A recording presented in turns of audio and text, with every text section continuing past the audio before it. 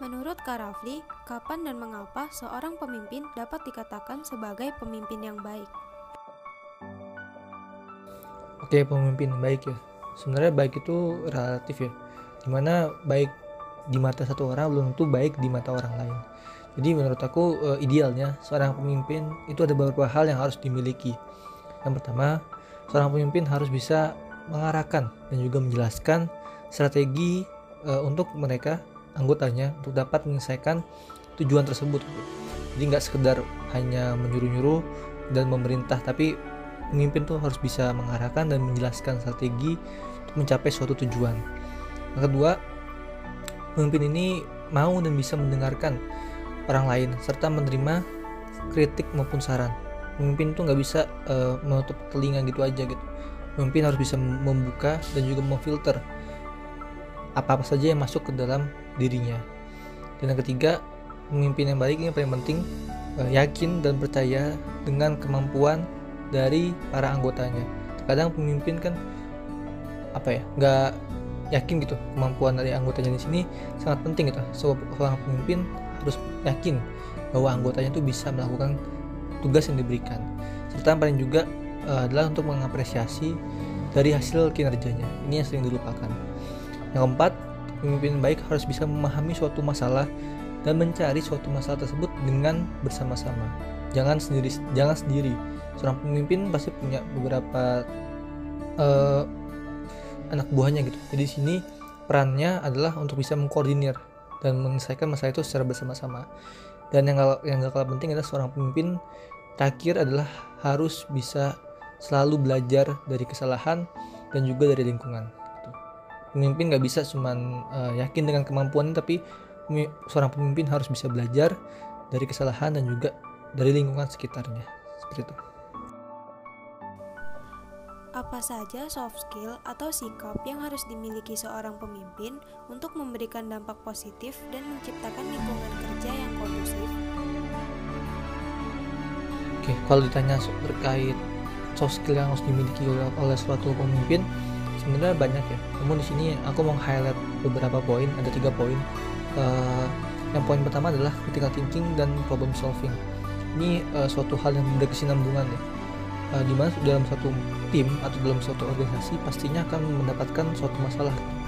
Di sini peran seorang pemimpin adalah sebagai orang tertinggi adalah untuk bisa menelaah suatu permasalahan tersebut dan juga mencari solusi terbaik dari suatu permasalahan tersebut. Dan yang kedua, seorang pemimpin harus bisa dalam komunikasi. Nah, di sini komunikasi merupakan sebuah tools atau alat bagi seorang pemimpin dalam menjalankan tugasnya. Jadi katakan percuma kalau semisal pemimpin tersebut pintar dalam hal problem solving, namun di sini pemimpin tersebut tidak pandai untuk menyampaikan atau mengkomunikasikan hal tersebut ke anggotanya. Dan hal ini akan membuat pemimpin tersebut tidak akan didengar. Oleh karena itu, suatu komunikasi dari pemimpin adalah hal yang sangat penting. Dari komunikasi, pemimpin bisa melakukan negosiasi, memberikan motivasi, dan juga mengapresiasi dari para anggotanya. Yang ketiga terkait manajemen dan koordinasi. Dan di sini peran seorang pemimpin adalah untuk dapat mengkoordinir dari banyak kepala dan juga banyak sifat dari para anggotanya, yang dimana setiap kepala dan sifat tersebut punya egonya masing-masing. Dan di sini pemimpin dituntut untuk dapat memahami sifat dari setiap anggotanya serta dapat manajemen juga mengkoordinir dari suatu tim tersebut untuk mencapai suatu tujuan bersama.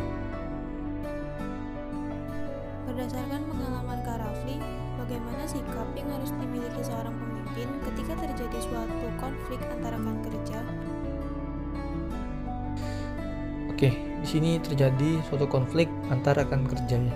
Sebenarnya kita telah dulu ya, suatu konflik itu terjadi karena apa sih?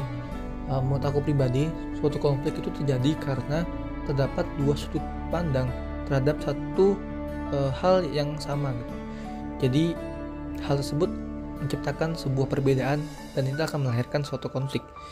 Di sini peran kita sebagai seorang pemimpin adalah yang pertama adalah untuk dapat menjadi sebuah fasilitator atau pihak penengah, di mana berperan untuk bisa memunculkan kesadaran dan juga rasa penerimaan terhadap kedua belah pihak yang memiliki perbedaan tersebut. Dan di sini juga kita sebagai seorang pemimpin dituntut untuk bisa mengkomunikasikan dua arah, yang dimana kita harus bisa menengahi dan juga memberikan kesempatan terhadap orang-orang yang ada dalam konflik tersebut untuk bisa saling berkomunikasi. Menurut sudut pandang orang A seperti apa, dan menurut pandang orang B itu seperti apa.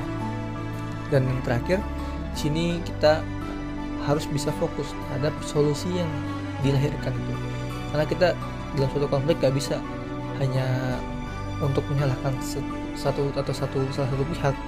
Namun di sini kita sebagai seorang pemimpin harus bisa menargetkan konflik tersebut harus didapatkan solusi yang terbaik. Jadi itu beberapa hal yang harus dilakukan oleh seorang pemimpin apabila terjadi konflik dalam suatu internal.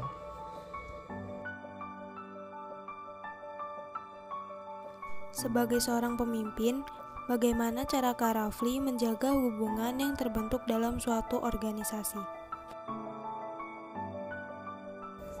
Oke, di sini menjaga hubungan, atau aku bisa bilang menjaga keinternalan dari anggota.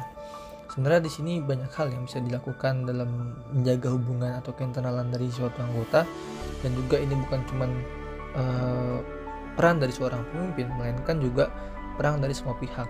Biasanya yang sering dilakukan oleh seorang pemimpin atau aku pribadi adalah kami menerapkan sistem komunikasi gitu.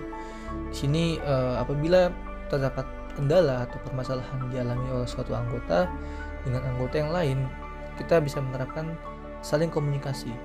Apabila ada kendala disampaikan, apabila ada keluh kesah monggo disampaikan. Nah, itu akan menciptakan atmosfer saling keterbukaan antara satu anggota dengan anggota yang lain.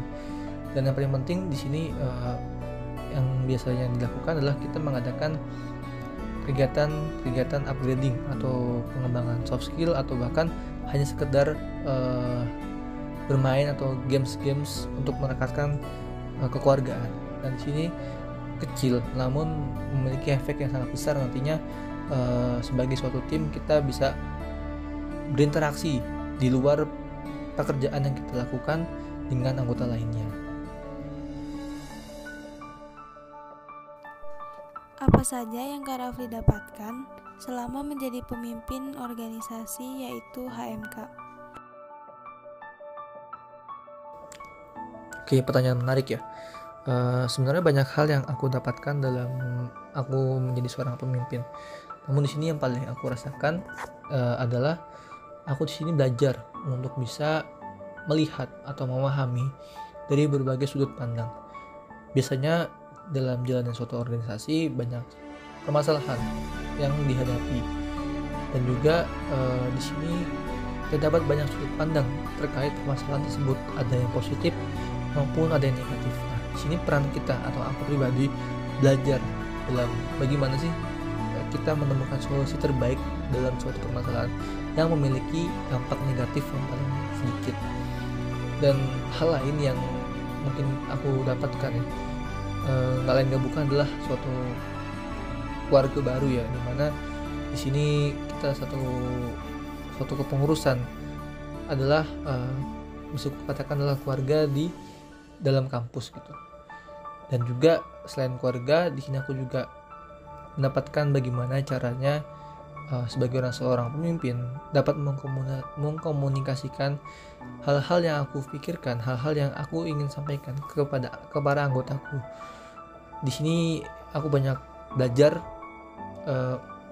menyampaikan suatu hal tanpa melukai atau mencederai orang tersebut. Bahkan aku belajar dalam bagaimana aku bisa meningkatkan moral dan juga memotivasi dari para anggotaku untuk bisa kembali semangat dan juga menyelesaikan apa yang dia tanggungkan. Dan di sini berperan juga aku untuk bisa memberikan support serta bantuan terhadap orang tersebut. Itu beberapa hal yang mungkin aku dapatkan selama aku menjadi seorang pemimpin di sini. Mungkin closing statement dari aku di sini, pemimpin bukanlah hanya suatu gelar maupun suatu jabatan, melainkan lebih dari itu. Pemimpin adalah suatu hal yang terbentuk dan berkembang dalam diri seseorang. yang dimana setiap individu merupakanlah seorang pemimpin bagi diri mereka sendiri. Maka teruslah belajar dan berkembang dalam manajemen dan memimpin diri sendiri, lalu aplikasikanlah hal tersebut dalam memimpin orang lain. Mungkin itu saja dari aku. Mohon maaf apabila ada kekurangan. Sekian, wassalamualaikum warahmatullahi wabarakatuh.